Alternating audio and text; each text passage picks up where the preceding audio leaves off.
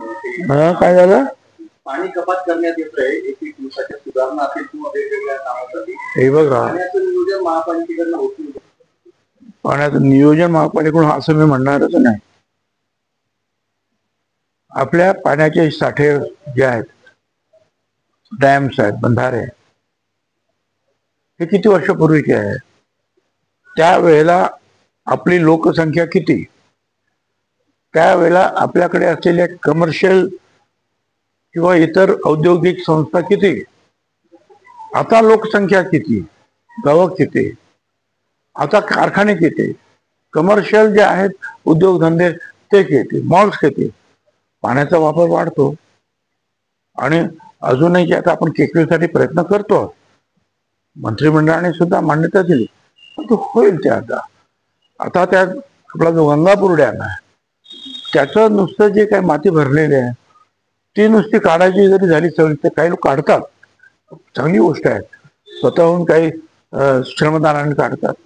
पण सरकारतर्फे ते काढायचं ठरलं सगळं, तर तेवढ्या पैशामध्ये आणखी नवीन एक धरण बांधता येईल, एवढा त्याच्यावर खर्च आहे. त्याच्यामुळं जे आहे हळूहळू पाण्याचा वापर जो आहे हा निश्चितपणे थोडासा कमी करावा लागणार. मला आता कल्पना नाही, पण पूर्वीचे रस्ते सुद्धा 2 वेळा धुतले जायचे, आता काय कल्पना नाही. मुंबईमध्ये धुवायचे रस्ते तर 2-2 वेळा पाण्याने, आता तशी परिस्थिती नाही राहिली. तर थोडंसं जे आहे आपण सुद्धा पाण्याचा वापर जपून केला पाहिजे. आणि विशेष आपण पाहिलं की प्रचंड ऊन, त्याच्यामध्ये बाष्पीभवन वाढतं, आपल्या पाण्याचा इंटेक जो आहे प्रत्येकाचा जो वाढत जातो, ह्या सगळ्या गोष्टी आहेतच ना. तर थोडंसं म्हणजे पाणी ठेवून महानगरपालिका आणि शासन काय करणार? लोकांना पाणी द्यायचं नाही आणि बंधाऱ्यामध्ये पाणी साठवून ठेवणार, असं काय होणार आहे? कशासाठी करणार ते? पण त्यांना सुद्धा पाहावं लागतं की पाऊस जर उशिरा सुरू झाला, जे रेग्युलर मान्सून ज्याला आपण म्हणतो, तो 7 जून नंतर सुरू होतो, तर काय परिस्थिती होईल? साधारणपणे एक गणित असं असतं की ऑक्टोबरच्या वेळेला शेवटाला सगळी धरणं आपली फुल झाली पाहिजे, आणि तिथून मग पुढचं जे आहे 8 महिन्याचं नियोजन पाण्याचं ते केलं जातं. तर तोपर्यंत काळजी घेणारच सगळं, की मग कदाचित पावसाळा लांबला तर काय मग. आणि आपल्याला कल्पना आहे लातूरला असंच प्यायच्या पाण्याचा प्रॉब्लेम निर्माण झाला, ट्रेनने पाणी घेऊन जावं लागलेलं आहे, तुम्हाला कल्पना आहे. आणि म्हणून थोडंसं शासनाने पण व्यवस्थित पाहिलं पाहिजे आणि आपण पण त्या बाबतीमध्ये थोडंसं दक्ष राहण्याची आवश्यकता आहे मला वाटतं. साहेब, अवकाळी पावसाने बडबडमान. हा बोला. संजय राऊतांचं पुस्तक आहे नरकातला स्वर्ग. नरकातला स्वर्ग, ते ज्यावेळेस नरकामध्ये होते त्यावेळेस 100 दिवस होते, अनुभवात ते लिहिलेलं आहे. त्यात त्यांचं असं एक प्रकरण आहे की त्यांनी म्हटलेलं आहे की ज्यावेळेस अमित शहा आणि मोदी हे दोघं अडचणीत होते, त्यावेळेस शरद पवार यांच्यासोबत बाळासाहेब ठाकरे यांनी देखील मदत केली होती त्यांना. म्हणजे मोदींबद्दल तर बोलत होते, परंतु अमित शहाला शरद पवारांनी मदत केली असं. एक म्हणजे मी काय ते पुस्तक वाचलेलं नाही, म्हणजे ते अजून ते आलंच नाही मला असं वाटतं. दुसरं, मोदी यांचा जो हे जे आहे उदय, म्हणजे मुख्यमंत्री म्हणून ते मला असं वाटतं की 2000च्या नंतर ते झाले. आता मी शिवसेना सोडली 92 सालामध्ये, त्याच्यामुळे मला नक्की काय त्याच्यातलं काहीही ऑथेंटिक अशी माझ्याकडे काही माहिती नाही. पण ठीक आहे ना, त्यावेळेला हिंदुत्वाचा जयघोष बाळासाहेब पण करत होते, मोदी साहेब पण करत असतील, होतेच, मोदी साहेब पण करत होते, अडवाणी साहेब करत होते, त्याच्यामुळे कदाचित काही मदत झाली पण असेल, पण मला काय त्याची ऑथेंटिक माहिती नाही आहे. शरद पवारांमुळे कुठे ना कुठे फायदेशीर. आता काय कोणी काय बोलावं, कोणी काय लिहावं, त्याच्यावर आपण कसं काय बोलणार आहोत, काय बंधन त्याच्यावर टाकणार. व्याख्यानमालेमध्ये आपलं व्याख्यान होणार आहे जातीय जनगणना त्यातून महापालिका. मला म्हणजे मी फार पूर्वी वसंत व्याख्यानमालेत माझं भाषण झालं होतं. महानगरपालिकेचा महापौर वगैरे त्याच्यानंतरचा महानगरपालिकेतल्या गमती जमती काम वगैरे पद्धत. त्याच्यानंतर नाशिक रोडला सुद्धा आता एक व्याख्यानमाला तिथे काही माझं भाषण झालेलं आहे. बऱ्याच वर्षामध्ये ते मी त्या व्याख्यानमालेत काही गेलो नाही, आमंत्रण येत होतं आणि मग त्या दिवशी काम देणे आले आणि त्यामुळे तुम्ही बोलायच्यावर विषय मला असं हाच आहे, ओबीसी आरक्षण आणि जात गणना. आता म्हटलं ठीक आहे, येतो मी. त्याप्रमाणे चांगलं. आता बघू जे काही सुचेल आठवत ते बोलू. दोन्ही राष्ट्रवादी एकत्र येतील हे मला तरी वाटत नाही. याचं कारण काय की अजितदादाने स्पष्ट सांगितलेलं ना, अशी काही चर्चा नाही. आणि त्याच्या पुढे काही त्यांनी जे स्टेटमेंट केलेले आहेत, त्यामुळे मला काही त्याच्यामध्ये फारसं काही तथ्य असं काही वाटत नाही. काही इच्छा काही लोकांच्या असू शकतात, नाही असं नाही,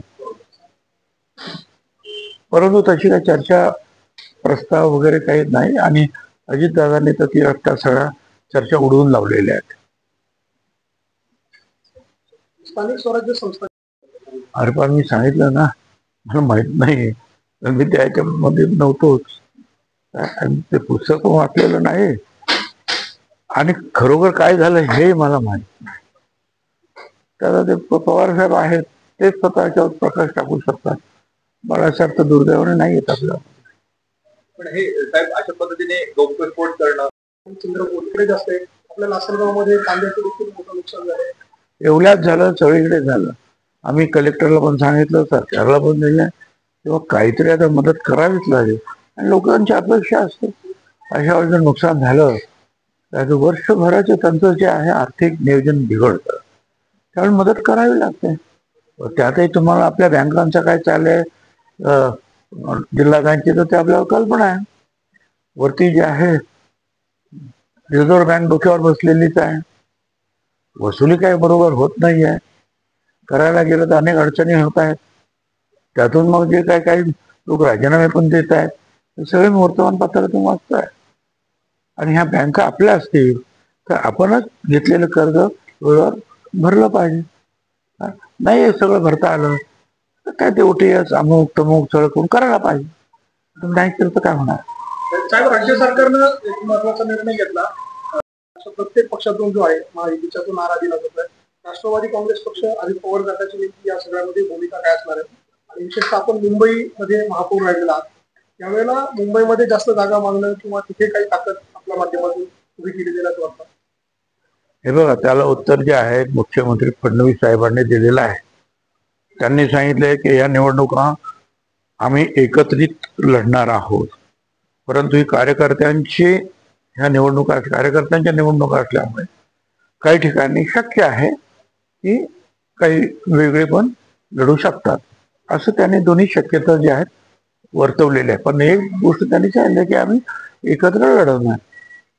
आणि असं होतच. आता मागच्या विधानसभेला सुद्धा अनेक ठिकाणी जे आहे महायुतीच्या 2 पक्षांनी फॉर्म भरले त्यांच्या विरुद्ध, महाविकास आघाडीच्या विरुद्ध, ते झालेलं आहे. तर इथे मोठ्या प्रमाणावर होईल, कारण शेवटी कार्यकर्त्यांना सुद्धा अपेक्षा असते की आम्ही सुद्धा लढावं, आम्ही सुद्धा पुढे यावं. आणि मग अशा वेळेला नेत्यांची सुद्धा थोडीशी अडचण होते. अन्न आणि औषध भाषेवरून FDIच्या खबरीतलीच 2 ट्रक लुटले, ट्रक चालकांना लुटलं. नाशिकच्या एवढ्यामध्ये घटना घडली. मला असं अलीकडे ह्या सगळ्या घटना ज्या आहेत लॉ अँड ऑर्डरच्या फारच वाढलेल्या आहेत.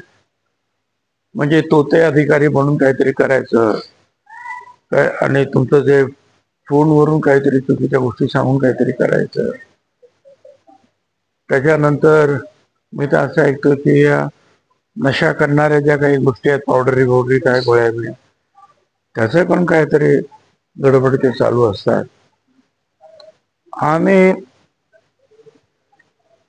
पूर्वीच्या आमच्या नाशिकमध्ये म्हणजे लहान असतात कोणी कोणा काठी मारली तरी अख्ख्या गावामध्ये बोंब, यांनी त्याला काठीनं मारलं म्हणून.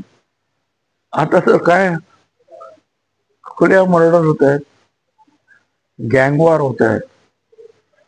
पोलिसांनी जरा अधिक लक्ष देऊन कडक व्हायला पाहिजे. कधी कधी पोलीस कडक होतात, परंतु त्यांची सुद्धा त्यांच्यावर अनेक बंधने येतात, अनेक अडचणी आहेत. मग काय तो मानवता धर्म अमक तमक काय प्रत्येकाचे अधिकार, मूलभूत अधिकार सगळे मध्ये येतात. आणि ह्या सगळ्याच्यामध्ये थोडस नाही म्हटलं तरी पोलिसांचा जो पूर्वीचा दबदबा होता तो सगळीकडेच कमी होत चाललाय असं मला एकूण दिसतं. लोकांना असं वाटतं काय नाही, काय घेतील जातील, कोर्टात जाऊ, जामीन मिळेल, केस चालू. थोडस बेफिकिरी जास्त आलेली आहे. पण अशा वेळेला पोलिसांनी आणखी कडक जर झालं तर मला असं वाटतं त्याचा परिणाम नक्की होईल.